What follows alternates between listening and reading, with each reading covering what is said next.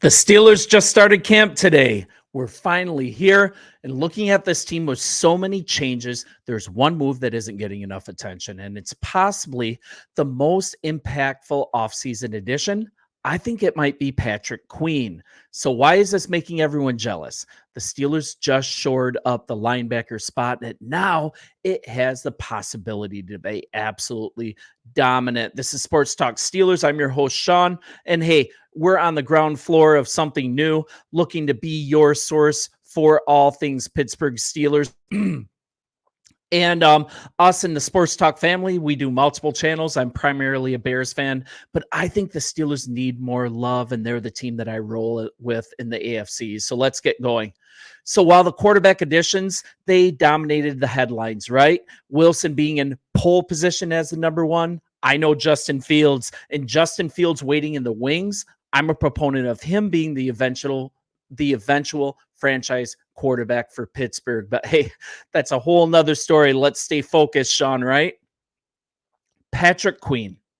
Queen's addition, I think it's the most crucial for a team that plays in a division. I mean, it's dictated by battles on the ground. The division is still won in the trenches, especially late in the year. There's always a playoff berth on the line for multiple teams. And man, what a competitive division this is each and every year.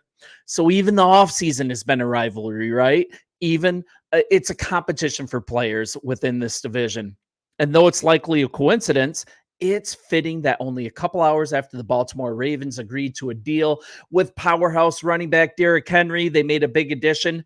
The Steelers, they immediately countered by agreeing to terms with Queen, an ex-Raven, and he's earned a reputation as really a veritable three-down linebacker, a dominant presence, and the Steelers have long searched for Ryan Shazier's replacement.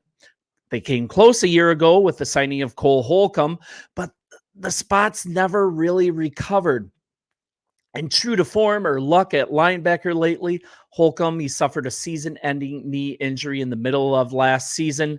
Timeline to return is still pretty vague, and his addition not only upgrades the position, but it also gives the Steelers something. It gives them depth, it gives them flexibility, and also plenty of time for Holcomb to rehab.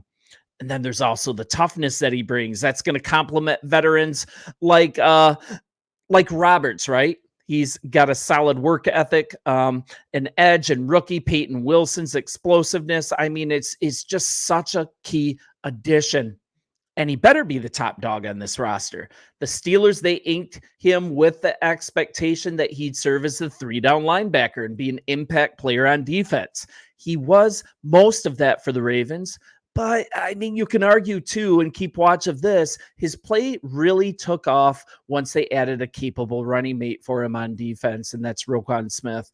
I mean, last season, we all applauded the Pittsburgh Steelers. We applauded the moves that they made to improve the inside linebacker depth chart. They made an effort, added Holcomb, Alexander, Roberts. But there was an injury bug, right? But this group was better than the Steelers had seen in several seasons. But then during the offseason, Alexander's gone. Holcomb, he's still recovering from injury. The Steelers basically had to start over at the position. And the front office made a huge signing with Queen coming over from the Ravens, then drafted Peyton Wilson, third rounder, I believe, in the last draft. And PFF, they ranked the linebacker units for the Steelers, and they were fair with the ranking of number 13 in the NFL, but that worked out to number 8 in the AFC. So here's what PFF had to say about the rankings. Now I'm just going to quote from it. The Steelers made a splash at the linebacker position this offseason. They brought in Patrick Queen from the division rival Baltimore Ravens. He's improved every single season since entering the league, and he's coming off a career-high 73 PFF grade. Yet to turn 25 years old, so it's reasonable to expect that he will continue to get better. Alongside him, Landon Roberts, he posted a career-high 72.2 PFF grade on 622 snaps in 2023. So Roberts, Queen, looks like a pretty nice duo. And if a few things fall right, this group is going to end up, I think they're going to outplay this ranking at 8th in the AFC. Holcomb still could be ready to play this season. And with him added to the mix, that adds huge athleticism. And also looking at Wilson, some things have to fall right. Like I said, if he's as good as advertised, he might actually take Roberts' starting spot next to Queen. A bit more here and why it's a nice move. Let's look at specifics. The Steelers made their big splash in free agency. They signed Queen to a 3-year, I can't talk, $41 million contract. He's grown into one of the game's better linebackers over his first 4 seasons. The Ravens chose not to pick up his 5th-year option because they just have an embarrassment of riches at that position. So adding a player like this, it provides a jolt to this position that the Steelers desperately need. And the icing on the cake is really the Steelers got to steal him from the Ravens. So that's actually fantastic. And it also really it signals a shift from what the Steelers have done previously to address inside linebacker, right? I mean, desperate for someone to fill the very large shoes voided by Ryan Shazier. So glad that he continues to recover.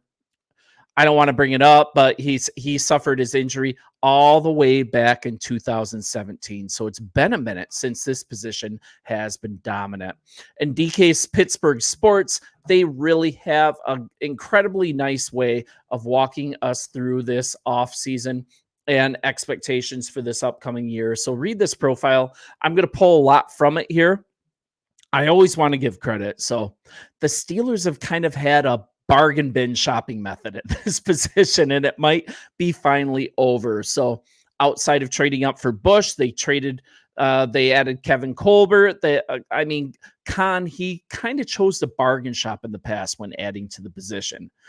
This signing of Queen, I think that sends a message to the team, to the media, to the division, that this team, they needed more from the second level of their defense, and he's ready to get that done. With Queen, he also used the 98th overall pick in the NFL draft. That was acquired from the Eagles in the Kenny Pickett trade, so this is directly related to that. They selected Peyton Wilson out of NC State, coming off a season in which he won the Butkus Award. If you're not sure what that is, that's for the top linebacker in the country. The Chuck Bednarik Award, that's for the top defensive player in the country. So Peyton Wilson is coming in with a pedigree. And there were concerns over his medicals. So Wilson fell almost out of the top 100 in the draft. But we're talking about a player that the Steelers still were able to grab, arguably the most talented and accomplished off-ball linebacker in this last class. And it wasn't an incredibly deep class. So to get the top player in that class this late in the draft, you got to believe that that's a coup. So now the Steelers have added Queen, they've added Wilson, completely new inside linebacking core. And then we're looking at also that we're going to get a little more healthy as we watch here. So let's look at this. What does a good year from McQueen actually look like? What is the expectations? He's a top dog now, so everything starts with him. High dollar guy, and that's got to be for a reason. I'm going to close this down. If you guys get a chance, just read this in its entirety. It is absolutely fantastic. So argument can be made. Several off-ball linebackers could have been taken over Queen, could have been acquired over Queen, but there's just no real holes in Queen's game. He's pretty good at everything, and he gives the Steelers some things that they've been lacking. Not to completely go back to Shazier for absolutely everything, but that's been a real thing. And what really jumps off about Queen, that's his ability to run sideline to sideline, attack ball carriers while he does so. And just that eye test, that's something the Steelers haven't had in a very long time. And that's something that they need in the middle of this defense. Elite athlete, great speed, high football IQ. He can just make off the charts plays. And a lot of that is due to his lateral movement. And offenses, they deploy speed, right? They test defenses horizontally. Having a guy like Queen is a must. Speed and IQ, just a guy that can close faster on passes in the flat as well. That's been a weak point of the defense. So I think if we're looking, he's gonna start next to Roberts in the middle. I mean, I think that's also because Holcomb, it's still vague when he's going to come in. Rookies like Wilson, they aren't absolutely handed jobs in July and August from this team. I don't think any team should. We'll see in camp. But I think Queen and Roberts, they are a nice complement to each other. So kind of let's look at the depth chart. And the depth chart, we're looking at Queen and Roberts, probably the two main guys. Holcomb, he could jump over Roberts if he completely gets over last season's leg injury. I think that's absolutely a possibility. But I think Tomlin's plan is to have Queen, Roberts, and Holcomb be that trio in the middle, and only better, and one that's markedly better than the one that the Steelers had last year. And I've kind of got Wilson. I think he's going to start fourth on the depth chart. That was also supported in that story I had up. But it's not due to ability.